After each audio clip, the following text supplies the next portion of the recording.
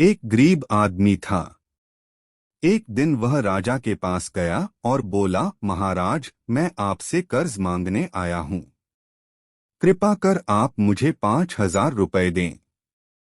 मैं 5 वर्ष के अंदर आपके रुपए वापस कर दूंगा।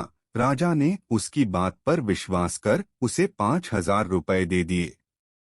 5 वर्ष बीत जाने के बाद भी जब उस व्यक्ति ने राजा के 5,000 रुपए नहीं लौटाए, तब राजा को मजबूरन उसके घर जाना पड़ा। लेकिन वहां वह व्यक्ति नहीं मिला।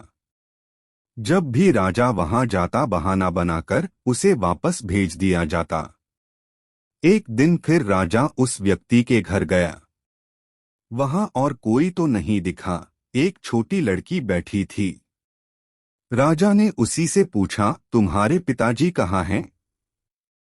लड़की बोली, पिताजी स्वर्ग का पानी रोकने गए हैं। राजा ने फिर पूछा, तुम्हारा भाई कहाँ है? लड़की बोली, बिना झगड़ा के झगड़ा करने गए हैं।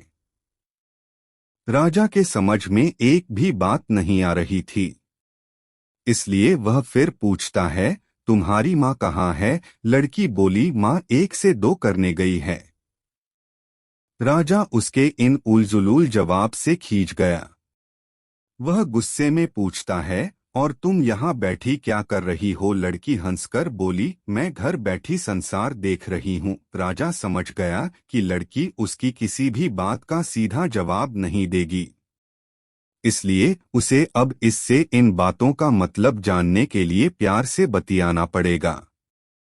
राजा ने चेहरे पर प्यार से मुस्कान लाकर पूछा, बेटी, तुमने जो अभी अभी मेरे सवालों के जवाब दिए, उनका मतलब क्या है?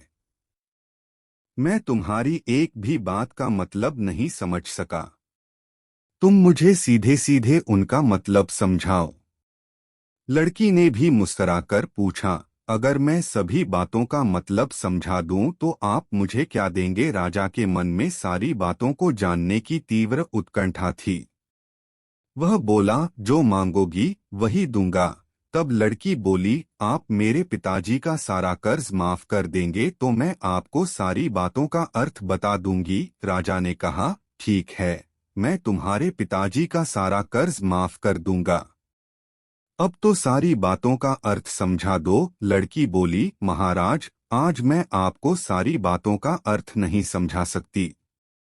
कृपा कर आप कल आएं। कल मैं जरूर बता दूंगी। राजा अगले दिन फिर उस व्यक्ति के घर गया। आज वहां सभी लोग मौजूद थे। वह आदमी, उसकी पत्नी, बेटा और उसकी बेटी भी। राजा को देखते ही लड़की पूछी, महाराज, आपको अपना वचन याद है ना? राजा बोला, हाँ, मुझे याद है।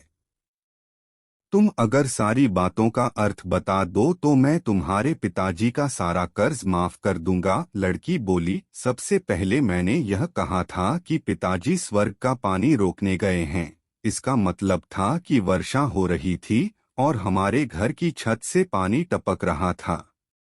पिताजी पानी रोकने के लिए छत को छा बना रहे थे, यानी वर्षा का पानी आसमान से ही गिरता है, और हम लोग तो यही मानते हैं कि आसमान में ही स्वर्ग है। बस पहली बात का अर्थ यही है। दूसरी बात मैंने कही थी कि भैया बिना झगड़ा के झगड़ा करने गए हैं। इसका मतलब था कि वे रेंगनी के कांटे को काटने गए थे।